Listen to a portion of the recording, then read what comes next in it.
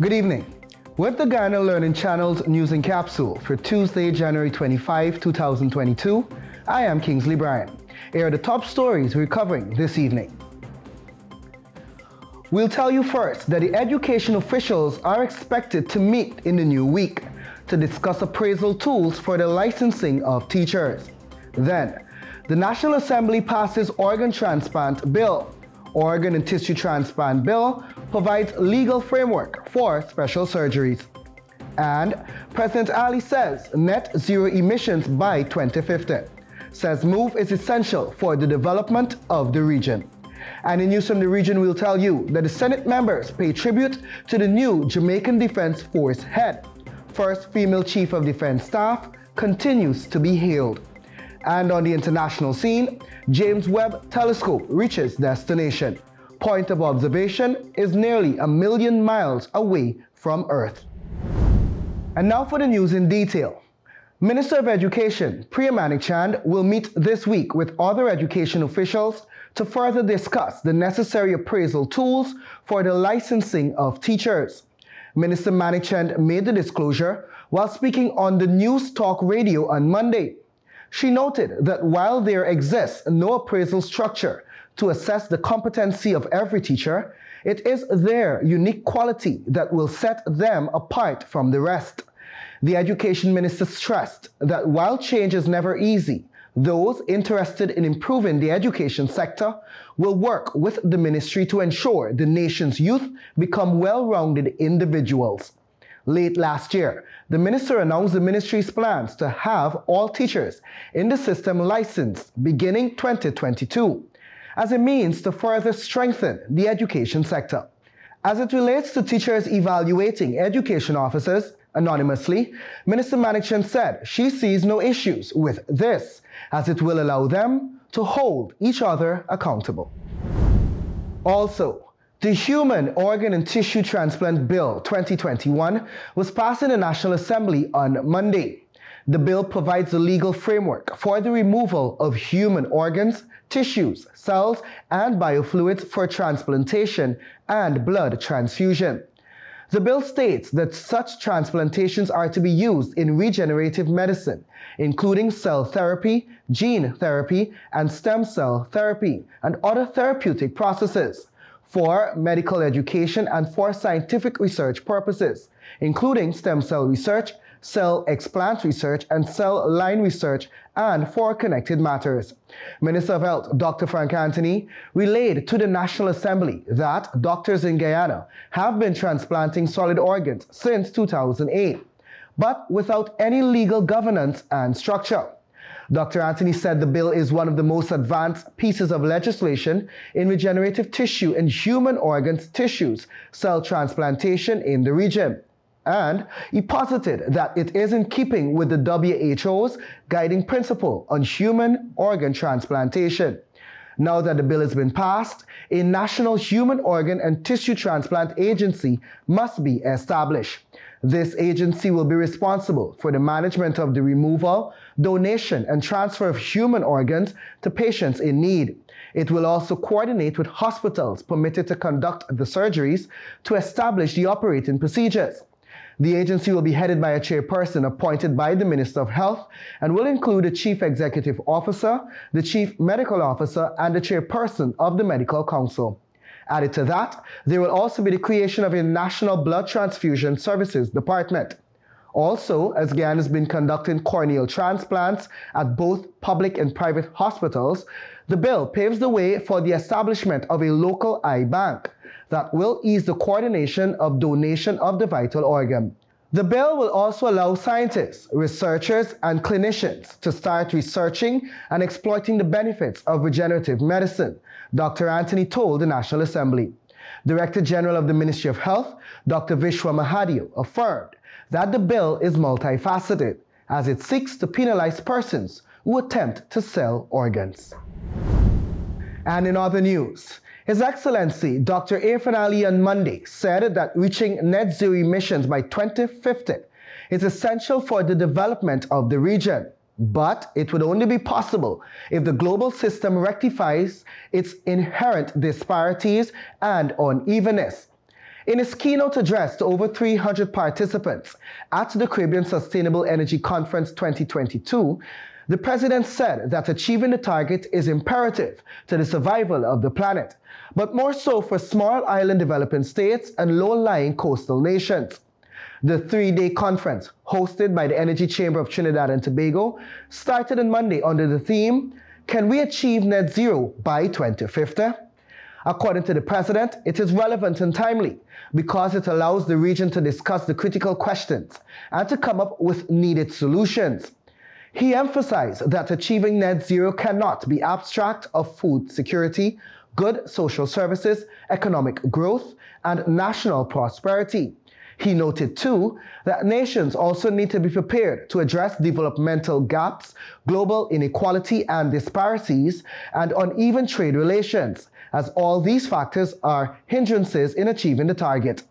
The president pointed out that as much as small island developing states and the low-lying coastal states are not major contributors to climate change, the threats posed by the effects of climate change to the lives and livelihoods of their peoples are of serious concern. He said that failure to address the global environmental crisis questions in tandem with other developmental challenges will be a recipe for setbacks. Guyana, he reiterated, will remain a strong advocate for greater international cooperation to reverse the adverse effects of climate change. And it will lead through not only its advocacy, but through its example. And turn our attention now to the world of sports. Shaheen Afridi and Joe Root have been named the ICC Men's Player of the Year and Test Cricketer of the Year for 2021, respectively. Pakistan fast bowler Afridi took 78 wickets in 36 internationals at an average of 22.20, including a career best of 6 for 51 against West Indies in August.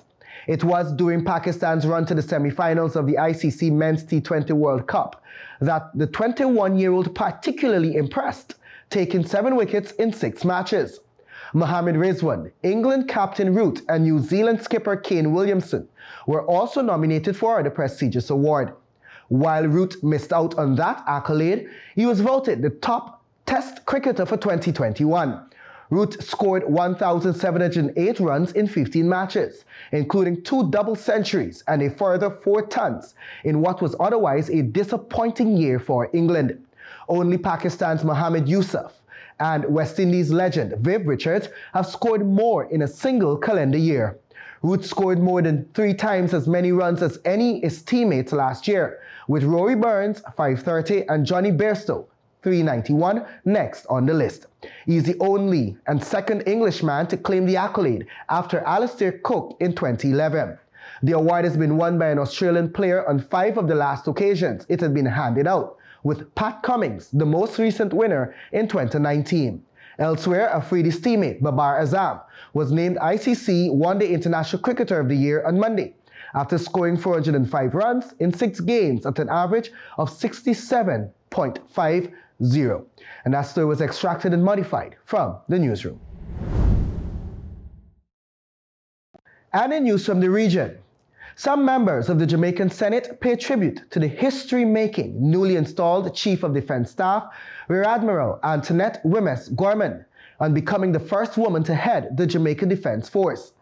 Wemyss Gorman was presented with her instruments of appointment by Governor General Sir Patrick Allen on Thursday.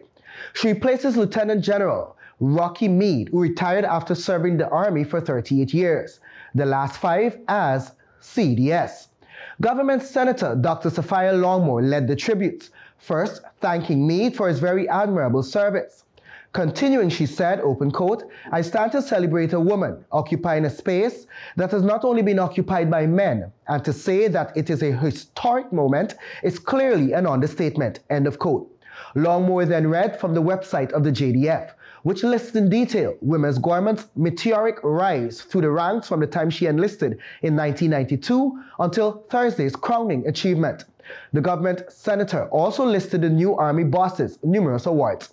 For her part, Deputy Leader of the Opposition Business in the Senate, Donna Scott Motley, said, "I always celebrate female leadership. I think it makes a significant difference. I've always believed that women bring some emotional intelligence and a different perspective to what they do, she concluded. She noted that many never got the place they deserve because they are women and are judged differently than men. Scott Motley described Women's Gorman's success as outstanding, with her being first in so many cases. She highlighted that Women's Gorman now sits at the top of the last remaining male-dominated field nationally, noting that Jamaica has had a female Prime Minister, a female Chief Justice, and a female Director of Public Prosecutions. But we never really saw the Army as being led by a woman. And that story was extracted and modified from Loop Caribbean News. And on the international scene, the James Webb Space Telescope has reached its final destination almost a month after launch. Since lifting off from French Guiana on December 25, the telescope has unfurled its tennis court-sized sun shield and unfolded a massive gold mirror that will help it study the universe in new ways and peer inside the atmosphere of exoplanets. The telescope's point of observation is nearly 1 million miles away from Earth and beyond the Moon itself. The Space Observatory experienced its final burn on Monday to enter this orbit called L2. Webb, welcome home, said NASA Administrator Bill Nelson in a statement. Open quote, congratulations to the team for all of their hard work ensuring Webb's safe arrival at L2 today. We're one step closer to uncovering the mysteries of the universe, and I can't wait to see Webb's first new views of the universe this summer. End of quote. Although it doesn't sound like it would take almost a month for the telescope to reach orbit, Webb is unique. The position of Webb also means continuous, stable communication is possible between teams on Earth and the Space Observatory using the Deep Space Network, composed of 3 massive antenna ground stations in Australia, Spain, and California. Now that Webb is in orbit, the spacecraft will spend the next 5 months calibrating its instruments. The first images captured by the observatory are expected this summer. And that was extracted and modified from CNN. And that's our news broadcast for Tuesday, January 25, 2022. Please join us for a rebroadcast tomorrow morning. On behalf of myself and technical team, thanks for watching. Please stay tuned to our regular programming and remember to observe all the necessary precautionary methods to fight off COVID-19. We're all in this together. Have a safe evening.